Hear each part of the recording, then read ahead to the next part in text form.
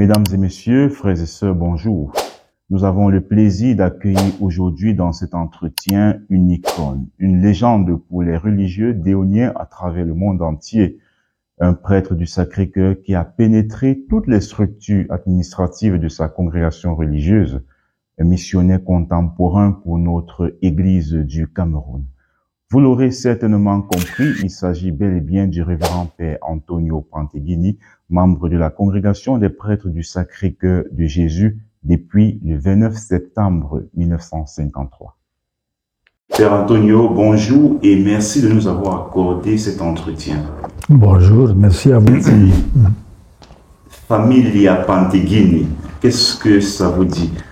Cette famille de Bieno dans la province de Brescia, en Italie. Bon, c'est le début de mon identité.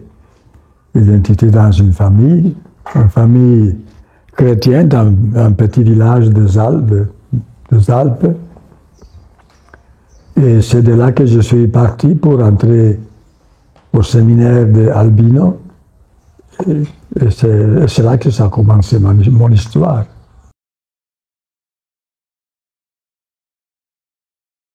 La rencontre avec un prêtre de Sacré-Cœur a été providentielle. Je me rappelle encore le jour, c'était le 2 juillet de l'année 46, une année juste après la guerre. J'avais, avec un copain, j'avais aidé à la messe, servi la messe. Et comme c'était les vacances, les grandes vacances, on était seulement deux. Normalement, les enfants de chœur, même les jours fériés, on était plus que 5, 6. Mais on était deux. Et à la fin de la messe, un petit prêtre de Sacré-Cœur est entré à la sacristie et a demandé au curé « Est-ce qu'il y a des enfants qui veulent être missionnaires ?» Mon curé n'était pas très chaud pour les religieux, mais il a dit « Bon, il y en a deux là, demandez, non ?» Et le prêtre est venu demander « Est-ce que vous voulez être missionnaire ?» Moi, je n'avais jamais pensé. Il m'a dit « Pourquoi pas, oui. » Et le père a dit « Bon, alors on va parler avec tes parents. » Bon, allons-y, j'avais un peu de peur, parce que j'avais jamais parlé à mes parents de mon désir d'être prêtre ou missionnaire. Mais j'ai senti ça, parce qu'à la catéchèse, on nous parlait souvent des prêtres. Je faisais partie de l'enfance missionnaire dans le temps-là. Mon père a été très surpris, il était à la maison. C'était juste après la guerre, il n'avait pas encore un travail fixe. Et entre-temps, il faisait le cordonnier pour gagner quelque chose tous les jours. Il a été très surpris, il a dit « Ah bon, si tu veux, mais il faut qu'on en parle avec la maman d'abord. » Il a appelé ma mère, il a dit « Antonio, il veut être missionnaire. » Elle a dit « Ah bon, mais qui est qui va payer le séminaire parce que c'est cher. » Alors le père a été assez sympa, il nous a dit il n'y aura pas grande chose à payer. On sait que le séminaire coûte cher, mais les séminaires religieux, ils sont organisés d'une façon que vous donnerez votre contribution, mais on ne va pas vous prendre par la gorge. Alors, dès le départ, il y avait cet intérêt pour la vie religieuse, missionnaire. Mon idéal, pour moi, le mot qui m'a pris, c'est être missionnaire. Et j'ai dit, oui, j'aimerais ça. J'avais pensé personnellement, mais je n'avais parlé avec personne. Et c'est justement cet idéal d'être missionnaire qui m'a pris, qui m'a convaincu à suivre l'invitation des prêtres de Sacré-Cœur, à étudier dans le séminaire et faire la vie avec eux après. Aujourd'hui, Père Antonio, quand on parle de vous dans la congrégation des prêtres du Sacré-Cœur, beaucoup pensent au supérieur général que vous avez été, à l'ex-provincial, que ce soit en Italie du Nord, que ce soit au Cameroun. Pouvez-vous nous retracer votre parcours dans l'exercice du service de l'autorité dans la congrégation? D'abord, je dirais que ce qui pour moi a été bien, c'était la normalité. J'ai fait les études avec le Père de Sacré-Cœur, j'ai fait la théologie à Rome, et juste après la théologie, l'ordination, j'avais 28 ans, et j'étais envoyé dans une nouvelle maison qui venait d'être ouverte sur l'Apennine de Bologne, de Modena. On appelait ça, on n'appelait plus petit séminaire, parce que les petits séminaires étaient déjà un terme en crise. On l'avait nommé Casa Papa Giovanni, c'est-à-dire collège Papa Giovanni. Le Papa Giovanni venait de mourir. Et j'étais parmi les premiers prêtres qui ont commencé dans cette maison. On était trois. Il avait le père supérieur, c'était moi comme formateur, et une autre prêtre comme recruteur des enfants qui passaient dans les paroisses, trouvaient des enfants. On s'entendait très bien. On a commencé avec 30 garçons la première année pour être 80 la troisième année. Bon, c'était évident que c'était plus un collège pour des familles qui choisissaient d'être formées par des prêtres. Mais séminaire, c'était trop dire. En tout cas, on parlait de ça. Et il y en avait qui manifestaient l'idée d'être prêtre et entrer parmi les religieux des prêtres de Sacré-Cœur. Bon, j'étais dans ce petit séminaire 6 ans. J'ai fait 3 ans comme formateur et après 3 ans comme supérieur, avant d'être déplacé dans une autre structure, exactement dans le séminaire théologique de Bologne, où j'ai aussi fait 6 ans comme supérieur, avant d'être pris comme provincial. Bon, j'ai fait le provincial pour une année, même pas une année et demie. Et comme provincial de l'Italie du Nord, je suis parti à Rome pour le chapitre général qui devait choisir un nouveau général parce que le mandat du père Bourgeois allait à la fin. Je suis parti à Rome comme provincial et j'étais parmi les plus jeunes au chapitre et encore bien au fond de la salle parce que j'avais pris cette période-là comme une période de vacances romanes. Je disais, bon, je vais me reposer un mois et après on va reprendre le travail ici en province. Bon, malheureusement, heureusement en tout cas, c'était la volonté de Dieu. Ils m'ont choisi comme supérieur général successeur du père Bourgeois. 7e supérieur général. 7e supérieur général. Et bon, j'aurais jamais pensé d'être supérieur général. C'était pas dans mes rêves. Et en tout cas, j'ai accepté. Et vous l'avez été pendant 12 ans. 12 ans, 2 mandats. 1979 à 1991. Oui, réélu le 85 pour le 2e mandat. Pendant ce temps, vous avez sans doute acquis beaucoup d'expériences internationales et missionnaires. Peut-être ces 12 années vous ont forgé et ont renforcé l'esprit missionnaire en vous. Bon, l'esprit missionnaire, c'était le début de ma vocation. Et je l'ai toujours gardé. Et j'ai toujours voulu partir en mission. J'ai visé le Mozambique.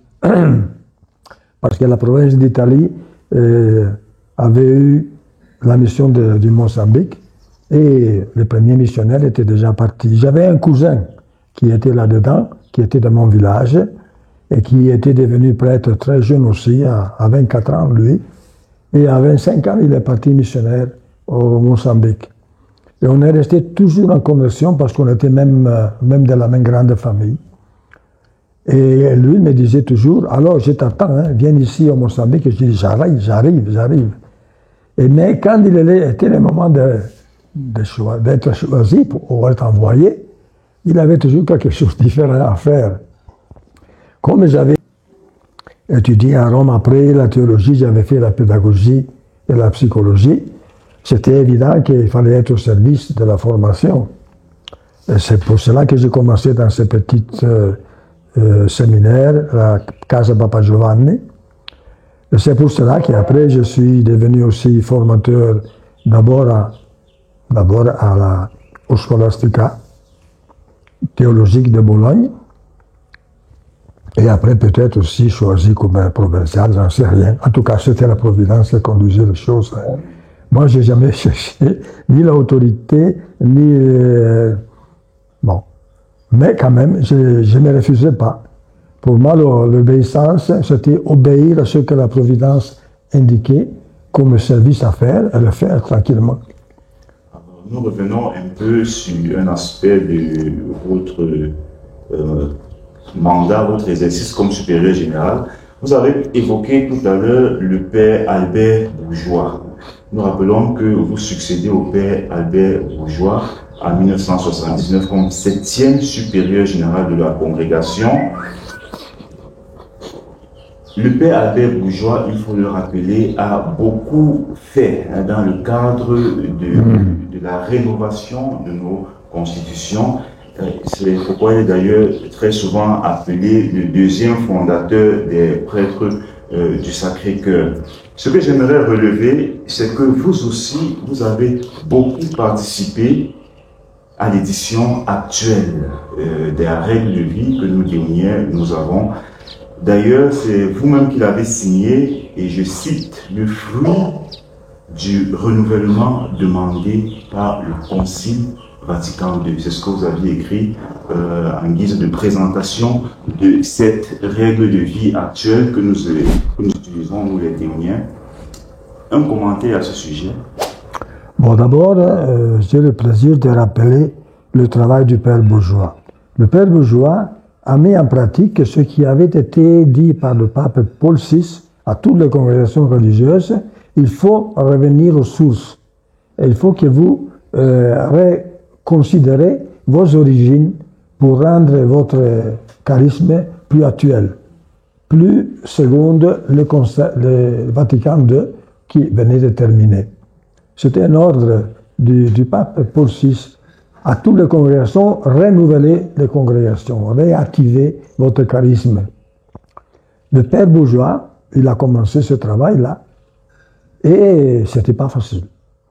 Parce que le passage avant le concile et après le concile, ça a été un passage qui a été difficile et même douloureux pour beaucoup de congrégations. Mais le Père Bourgeois a pris la chose au sérieux. Quand il a été élu, première chose qu'il a fait avec son conseil, proposer une canevas de renouvellement.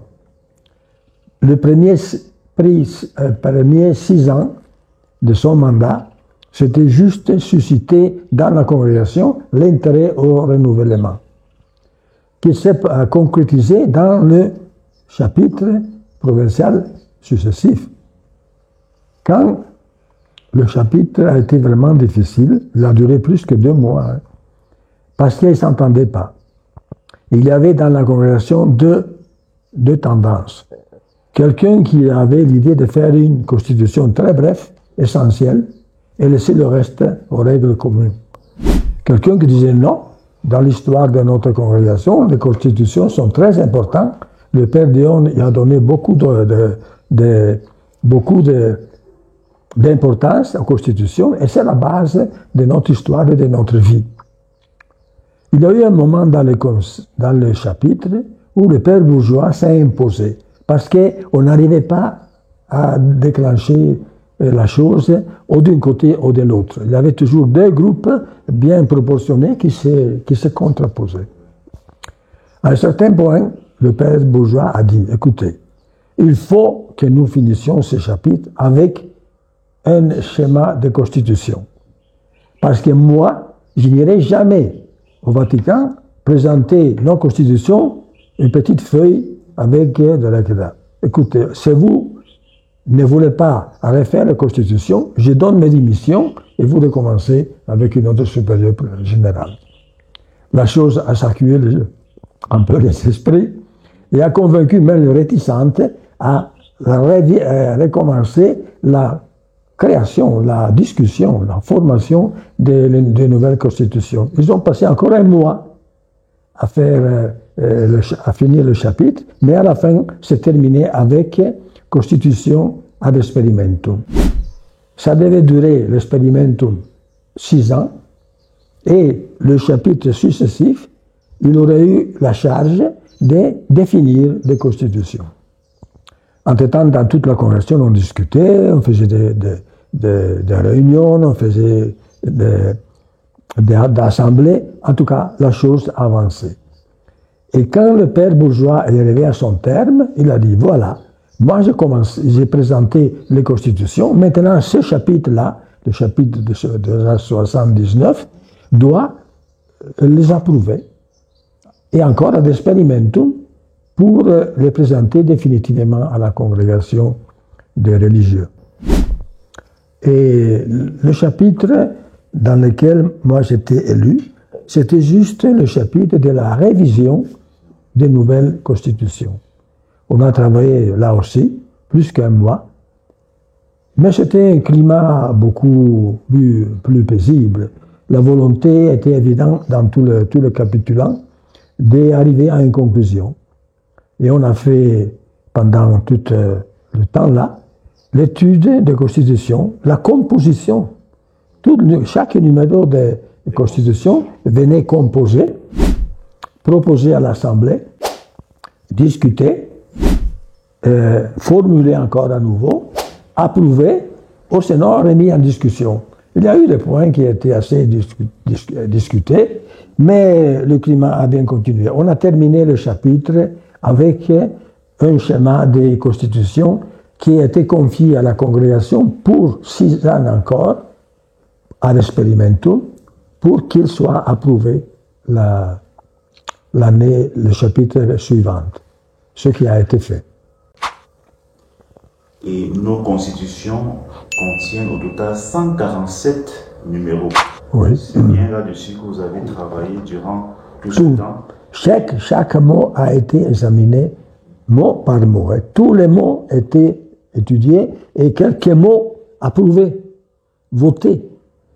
Des autres points, c'était plus global, mais il y a eu des moments où on discutait mot par mot, parce que chaque mot a été lourd de conséquences pour l'avenir.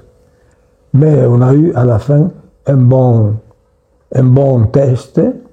Le père bourgeois, il y est pour beaucoup, parce que pour 6 ans à animer la discussion, il était présent même au chapitre qui c'était un peu la conclusion de cette longue expérience, et il y avait la commission capitulaire qui était chargée de formuler du tout, et l'Assemblée qui avait la responsabilité d'accepter ou de ne pas accepter ce que la commission formulait.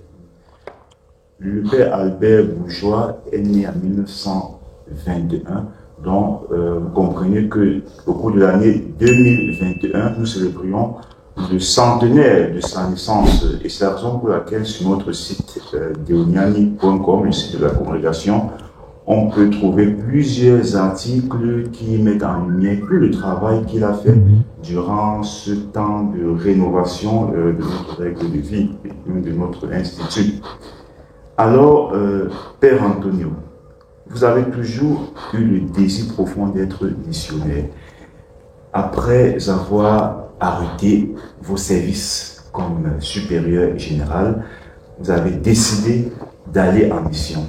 C'était en 1991. J'aimerais bien savoir pourquoi le choix du Cameroun. Bon, c'est encore la providence, au hasard. Bon, d'abord, je dirais que finalement, j'avais 58 ans déjà, j'ai entendu mon provincial de l'Italie du Nord, quand je lui ai dit, mais maintenant je rentre en province, et tu me fais faire quoi? Et lui me dit, tu veux faire quoi?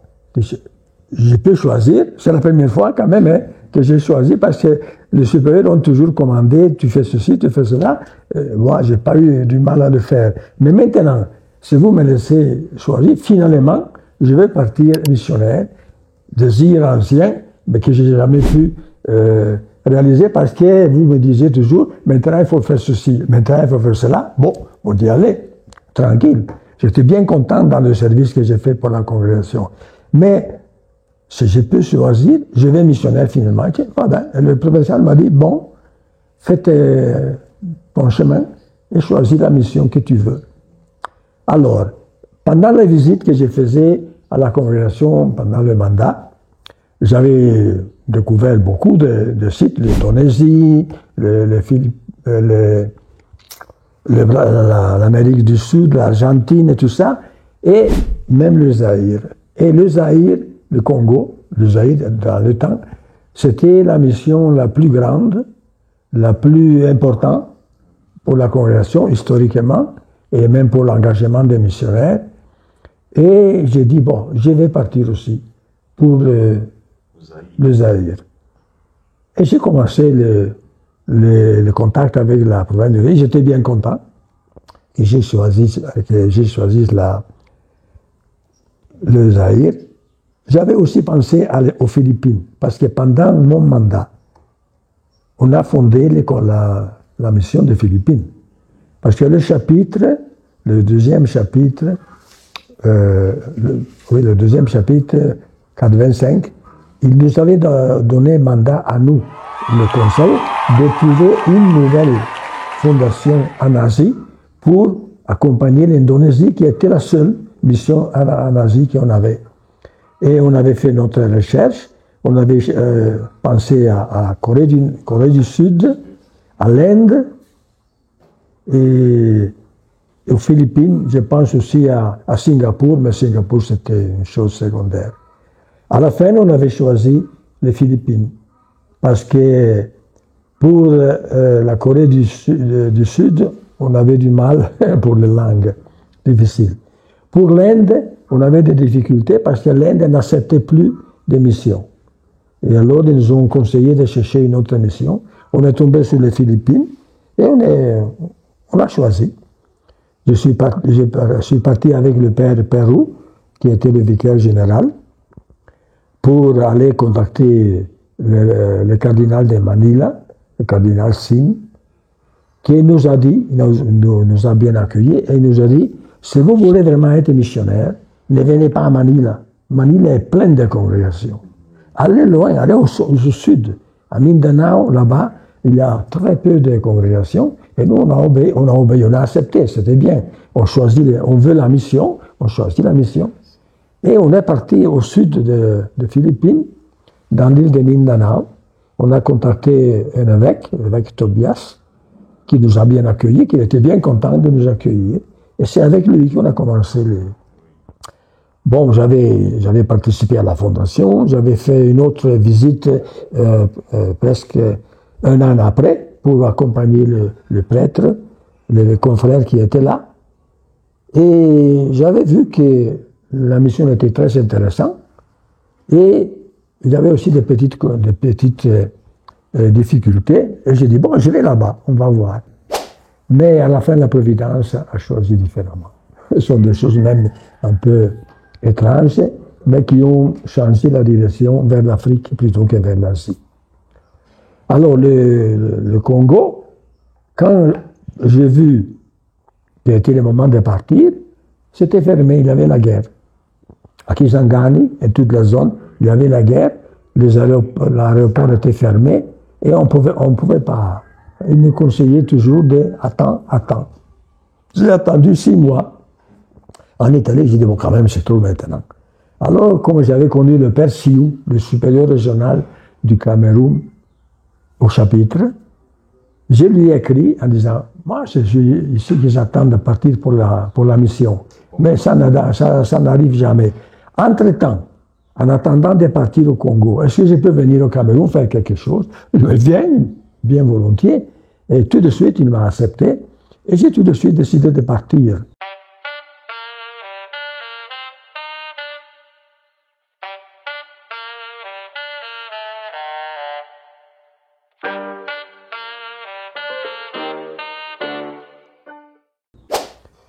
Et je devais partir le mois de septembre de l'année de 92. Mais, entre-temps, ici au Cameroun, le père Biazine, Carlo Biazine, qui était le supérieur fondateur d'Ngoya, qui était venu du Congo pour fonder la communauté d'Ngoya, il est mort. Il est mort pour une stupidité, pour une septicémie mal soignée. Il le soignait comme malaria, ce n'était pas de malaria, c'était une autre chose. Et quand ils se sont rendus que ce n'était pas de la malaria, mais c'était encore plus sérieux, c'était trop tard. Trop tard. Ils ont essayé de le bombarder d'antibiotiques. Les antibiotiques ont bloqué les reins. La machine pour purifier les reins, pour la dialyse à Yaoundé était bloquée, était en panne. Et en tant qu'on attendait il est mort. Alors le père Siou m'a écrit à la hâte, il dit viens vite, parce que le père Biazine vient de mourir, on a besoin de quelqu'un en Goya, parce que Goya a commencé à fonctionner, mais il a besoin d'un supérieur. Je suis venu, et ils m'ont fait supérieur d'Ngoya. Je dis, mais moi je veux partir au Congo. Ils m'ont dit, bon, entre-temps, tu feras, comme toujours, non, l'obéissance, et tu feras, après, on va voir. Alors, j'ai dit au Congo, attendez, je termine le mandat de 3 ans de supérieur, que je viens d'être nommé, et je viendrai après. Mais malheureusement, les choses se sont toujours tournées d'une façon que je ne pouvais pas partir. Après le premier mandat, il y en a eu un deuxième, après un troisième, après encore un an, parce que le père Virginio, le père général, qui était mon successeur, était passé en visite en Goya, et il m'a dit, tu restes encore. J'ai terminé, 9 ans de supérieur, ça suffit, non, on ne peut pas plus. Je dis, bon, la Constitution dit que c'est pas plus, même moi, comme général, te donne encore une année, après on verra. Et bon, j'ai dit, attendons. Mais à la fin des 10 ans de supérieur, j'étais choisi comme supérieur provincial. Une fois de plus supérieur. Supérieur provincial encore. Alors j'ai mon Dieu, j'ai dit au Congo, attendez, il faut avoir patience. Il me dit, ben, quand même, on t'attend toujours. J'ai fait 9 ans de supérieur provincial. De 2003 à 2011. En 2011. Et quand j'ai terminé, pratiquement, j'avais déjà plus que 66 ans. Je disais, mais je vais faire quoi? Aller au Congo. Au Congo, encore. Il dit, non, je suppose que je suis trop vieux maintenant. Et je reste ici faire ce que je peux, mais bon, au Congo, ils sont restés plutôt blessés, parce qu'ils attendaient toujours, ils disaient, même vieux, tu vas maintenir. Et j'ai dit, bon, maintenant, il ne faut pas exagérer, il ne faut pas tenir la providence. Je ne sais pas combien de temps le bon Dieu me donne encore. Je ferai ce que je peux au Cameroun, mais je reste au Cameroun. Je suis resté au Cameroun. Et terminé le provincial, les années de provincial. Avant cela, Père, oui, quels sont vos plus beaux souvenirs de ce temps de provincial au Cameroun? Moi, je dirais que c'était, entre guillemets, mais je souligne bien que tout mon parcours de vie religieuse a été joyeux et content. J'ai jamais eu de grands problèmes. Je ne me rappelle pas des années très difficiles, des moments difficiles, oui, mais des périodes difficiles, non. Ma vie religieuse était toujours bien agréable et bien satisfaisante. Pour la période des années du Cameroun, ce que je me rappelle en général est que je suis arrivé au Cameroun, c'était une petite région. Les membres étaient 35 quand je suis arrivé, et il y avait seulement 11 Camerounais, les 3 ou 4 anciens, le père Léon, le père Kangam, le père l'évêque là, Chouanga, le père Antoine, qui étaient les anciens. Après, il y avait une période où il y avait seulement le père Elouti, et commençait une autre vague, qui était étudiant justement en Goya, le père Signé, le père Léopold et le père David, que c'était les 3 Camerounais qui étaient avec 3 Congolais qui composaient la communauté du Scholastica de Ngoya. Bon, alors j'ai commencé avec un petit groupe et j'ai terminé mon mandat, on était plus que 110. C'est-à-dire, le travail que les pères Kanga, Korra et Rich avaient fait pour cultiver aussi la vocation religieuse des Ondéens, commençait à donner des fruits. Et de là, vraiment, à partir de cette année-là, les vocations ont été toujours au moins une dizaine de novices. Et tout cela a formé la province que nous sommes maintenant, et que c'est une province qui a une bonne importance. Il nous est difficile de comprendre pourquoi, de 1912, période à laquelle les prêtres chapitres sont arrivés au Cameroun, jusqu'à dans les années 1970-80, on n'avait pas de vocation religieuse. C'était un choix de congrégation. C'était une invitation de la propagande fide de former le clergé local. Parce que la tentation de toute la congrégation est d'avoir des confrères. Mais je me rappelle, la propagande fide avait rappelé, disait non, vous devez d'abord former le clergé local. Et il le donnera toujours, même pour votre famille religieuse. Et les nôtres, nos confrères, ont été assez exigeants sur ça. Il y avait le petit séminaire de Melong. Nos pères étaient professeurs, responsables du séminaire, mais c'était pour le clergé. Le clergé, Monsignor Dongo, c'était un des premiers prêtres formés par nos confrères, qui après était devenu aussi évêque, bon, avec toute l'histoire qui a suivi. Mais la préoccupation de nos confrères, c'était de former le clergé. Et il y en avait qui ne voulaient même pas parler de vie religieuse.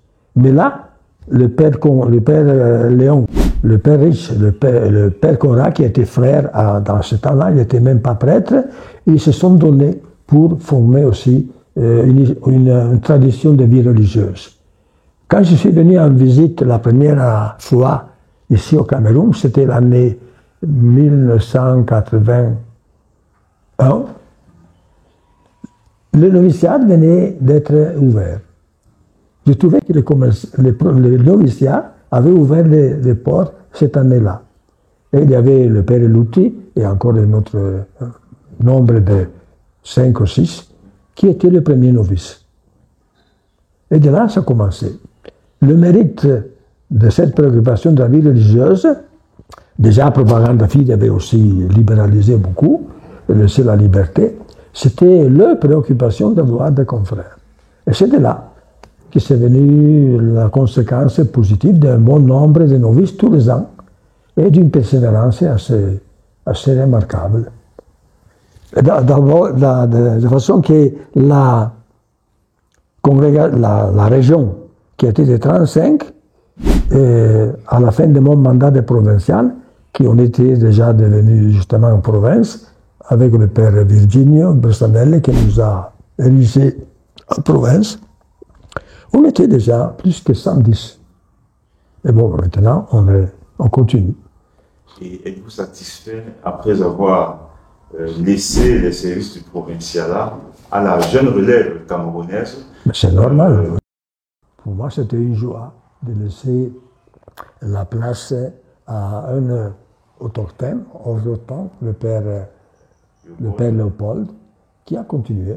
Et à partir de là, maintenant, la congrégation, la province est dans les mains des gens du Cameroun, ce qui est juste, ce qui est normal.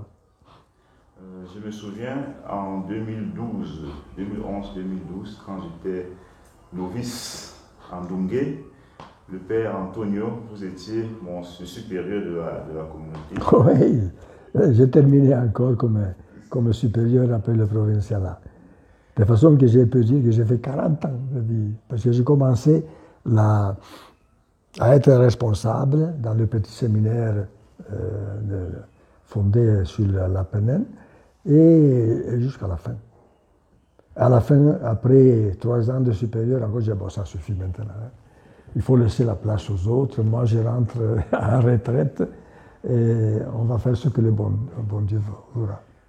Il y a une chose qui m'avait beaucoup frappé à l'époque, c'est ce que vous nous avez dispensé des enseignements beaucoup plus sur la question de la pauvreté.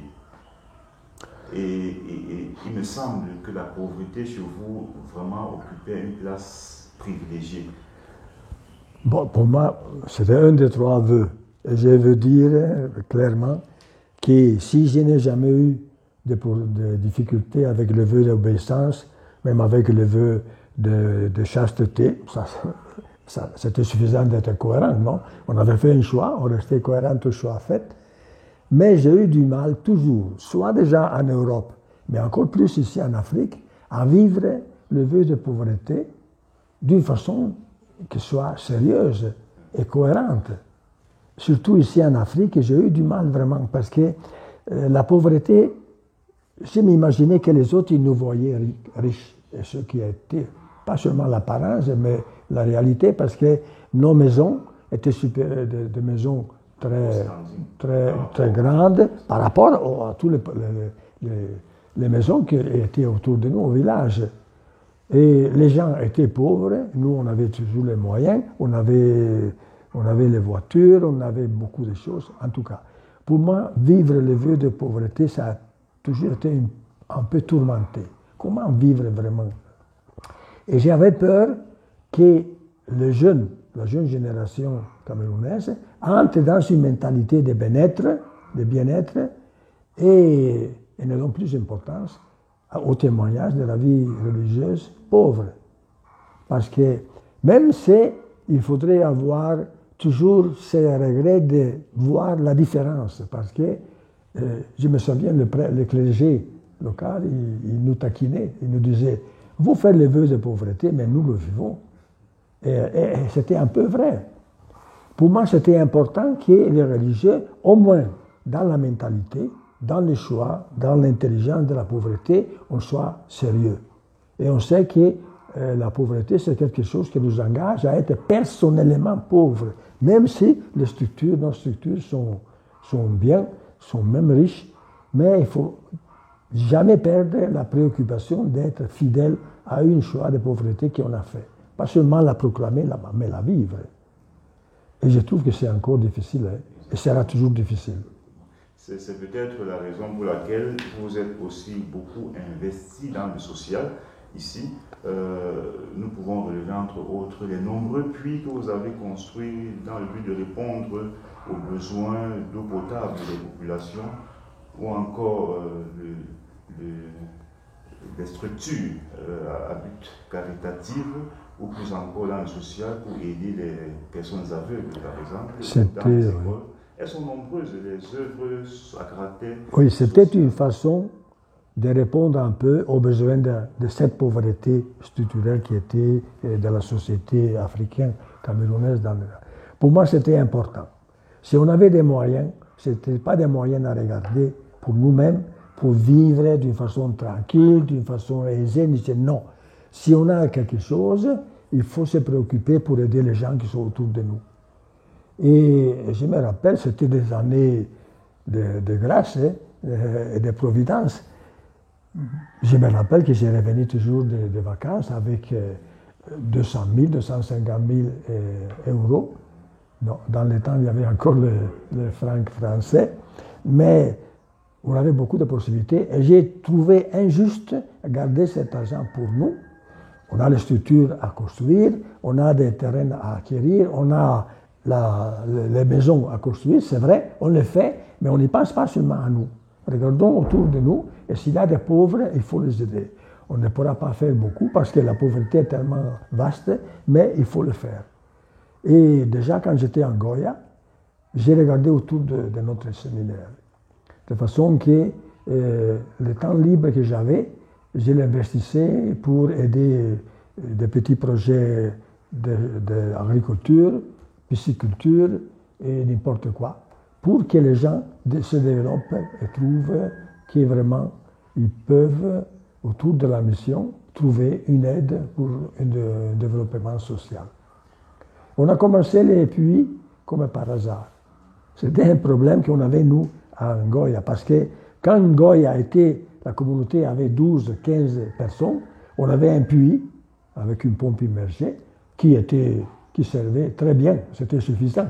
Mais quand on a commencé à être 40 étudiants, l'eau n'était plus suffisante, le puits n'était plus suffisant. Alors, le père Sioux, qui était supérieur régional, il nous avait trouvé un bienfaiteur qui nous aurait aidé à résoudre le problème de l'eau. Il nous a donné un bon cadeau, une bonne offrande, et on a fait avec un prêtre français qui s'appelait le Père Noël, qui était chercheur d'eau et qui faisait des puits et aménageait des sources. Il est venu chez nous pour chercher si on avait de l'eau sur notre terrain. On avait une source au fond de la propriété, mais il a dit c'est trop peu, le débit est trop peu. Est-ce qu'il n'y a pas d'autres sources dans votre propriété? J'ai dit peut-être pas dans notre propriété, mais pas loin, parce que j'avais parcouru tout notre terrain, même au-delà, et j'avais trouvé une source, juste en bas de la colline, mais selon les termes du cadastre, le terrain était en dehors de notre propriété. C'était dans la propriété du voisin. J'avais parlé avec les voisins qui m'ont dit non, aménagez la source. La seule condition, que vous nous donnez aussi l'eau. Je dis bon, nous, on va le faire évidemment. Mais avant de commencer le travail, on a examiné exactement le cadastre. Et on a découvert que les propriétaires qui nous avaient vendu le terrain, ils nous avaient trompés. Et ils avaient déplacé les bornes de façon qu'ils nous avaient enlevé presque 500 mètres de notre terrain qui s'était approprié. Et la source était dans leur propriété. Ben, on a dit, ben alors, on va reconstituer la table du cadastre comme il faut, et on récupère notre propriété, et après on travaille, on fait la source. Ce qu'on a fait, avec la proteste de ceux qui nous avaient un peu trompés, mais ils ne pouvaient rien faire. Le cadastre parlait clair. On a récupéré, après, le même Père Noël nous a fait une bonne source, il a arrangé une bonne source, un bon réservoir là-bas, au fond, et avec une pompe. C'est ce qui est encore actif dans la maison d'Engoya. Bon, alors, le surplus de l'eau de notre réservoir, on avait fait une petite borne là au fond, dans le fond de la colline. Les gens du village venaient prendre l'eau potable dans cette source. Mais la descente là était raide. C'était les enfants qui tombaient pendant la pluie, ils glissaient. Ils disaient, mais quand même, il faut faire quelque chose. Pour être honnête, on doit dire, l'offrande pour résoudre notre problème d'eau, il nous avait laissé une bonne somme. On a dit, mais il serait juste de l'occuper pour faire un puits au village, pour ne pas obliger les gens à descendre jusque-là pour chercher l'eau, que c'était dangereux, la fatigue est grande, et tout cela. Ben, on l'a fait. On a mis cet argent à disposition et on a fait le premier puits au village d'Engoya. Le puits numéro 1, c'était juste au milieu du village. Le puits a commencé à fonctionner, mais il est à côté de la route qui va vers Okola. Et tous les gens qui passaient disaient, mais qui vous a donné ce puits-là? D'où ça vient et tout ça? Et ils disaient, bon, c'est le père Antonio, le père du séminaire, là. Ils ont commencé les demandes. Le village voisin, ils disaient, et nous, pourquoi pas? Et encore l'autre, et nous, pourquoi pas? Alors, j'ai dit, bon, on commence. Moi, je n'ai pas d'argent, mais je peux toujours demander. Et quand j'allais en congé, j'ai fait cette recherche pour dire, j'ai des problèmes d'eau dans la zone où est notre séminaire, et on peut fournir de l'eau potable à travers les puits. Et ce n'est pas coûteux, c'était 3 millions dans le temps, c'est-à-dire 5 000 euros. Et j'ai commencé à revenir de congé avec 4, 5, 6 puits à faire. On a commencé, et petit à petit, de façon que sur la route d'Engoya, dans le sens vers Yaoundé, et dans le sens vers, chaque kilomètre, il y a un puits. Ce qui a été très utile pour la population. Ce sont des puits qui durent encore, qui sont bien utiles, qui font bien leur service. Et aujourd'hui, vous êtes déjà à 300, 400 puits? Alors, j'avais fait 50 puits quand j'étais en Goya. Après, je suis parti pour venir ici en Consamba, et j'ai dit, bon, c'est fini l'histoire des puits, j'y pense plus. Mais même pas une semaine après que j'étais ici, le père Mariam Venta, qui était curé de Manengolais, il est venu me dire, mon père, vous avez donné des puits là-bas, et pourquoi pas donner ici? Nous, on n'a pas d'eau. Dans notre paroisse, on n'a pas d'eau. J'ai dit, bon, on va encore essayer. Et j'ai continué, et j'ai fait le premier puits ici, c'était à Manengolais. Et la chose a commencé. La chose de bouche à oreille s'est passée, et de façon qu'après les puits sont partis partout. On a fait au nord, on a fait au Tchad, on en a fait bon, dans beaucoup de... Plutôt autour des maisons où j'ai habité, mais même loin. On est arrivé jusqu'à 410, 412 maintenant. 412, extraordinaire. C'est extraordinaire. Et dans les temps, c'était facile d'avoir l'aide pour ça. Parce que l'eau potable, c'est une chose que tout le monde a toujours bien valorisée. Et c'était facile de trouver des aides pour ça. Maintenant, c'est plus difficile. C'est dans les temps, je faisais même 20 puits par an. Maintenant, j'en fais 2, 3. Mais c'est le moment. La pauvreté du Covid et de tout le reste a pesé sur ces choses-là. Alors, Père Antonio, nous allons sortir par là. À 60 ans que vous êtes prêtre. Une belle aventure à la suite du Christ. Oui. Je dirais que j'étais content de ma vie. Et on dit non, si je recommence à vivre, je pourrais commencer encore même chose. Je ferai la même vie parce que je trouve que ma vie était bien, était pleine, peut-être aussi utile. En tout cas, elle était satisfaisante. Et je regarde ces 60 années de messe comme des années providentielles. J'ai toujours aimé travailler beaucoup pour les gens, travailler aussi pour la congrégation, évidemment. J'ai beaucoup aimé la congrégation.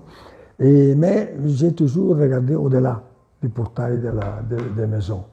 Même s'il y avait des confrères qui ne voulaient pas trop. Et pourquoi tu t'engages dans des choses qui ne sont pas de ta responsabilité? Je ne peux pas. Je ne peux pas vivre de la façon que nous vivons ici sans regarder la pauvreté de ceux qui sont dehors de notre portail. Il faut faire quelque chose. Et ça a été toujours ma préoccupation. Dès que j'avais les moyens, j'ai trouvé quelque chose à faire pour développer un secteur de la vie sociale, l'agriculture, la pisciculture, n'importe quoi, les puits, pour le bien-être de la société. Encore à côté des 60 ans de messe, cette année, je célèbre 70 ans de vie religieuse. Et pour moi, c'est plus important que la vie sacerdotale. Parce que moi, j'ai voulu être missionnaire, religieux missionnaire. Et j'ai toujours donné beaucoup d'importance à la vie religieuse. Même comme prêtre, c'était bien. Mais la vie religieuse, pour moi, c'était toujours plus important. Alors, Père Antonio, vraiment, nous vous remercions grandement de nous avoir accordé ce temps d'entretien. C'est pour nous tous, aussi pour nous, les spectateurs, un grand plaisir de vous écouter. First Hand Informations. Merci, Père Antonio, et pas de quoi. Bonne journée. Ma vie peut être utile à quelqu'un comme animation, même comme un bon exemple. Je n'ai pas la prétention, mais je sais qu'une vie honnête est toujours une vie qui peut susciter aussi un bon exemple. Je souhaite à tous mes confrères jeunes, vous êtes encore plus jeunes, en regardant la caméra. Bon, je souhaite à tous mes confrères qui sont jeunes maintenant. Je me rends compte parce qu'après la mort du père Lutti, la distance entre mon âge et l'âge de la majorité de mes confrères est vraiment grande, mais jeune, je suppose aussi généreux, de façon que la vie des prêtres de Sacré-Cœur au Cameroun soit vraiment une apporte de richesse à l'Église locale et un exemple de fraternité et de générosité bien vécue. J'étais heureux justement parce que j'ai toujours réalisé cette symptôme qui était un peu le mot de notre congrégation. Je souhaite à tous les religieux de faire la même chose. Et je serai content, même au paradis, de voir que les choses marchent de cette façon-là. Bien, c'est sur ces mots de Sintunum que nous nous séparons. Merci de nous avoir accordé un peu de votre temps et à plus tard.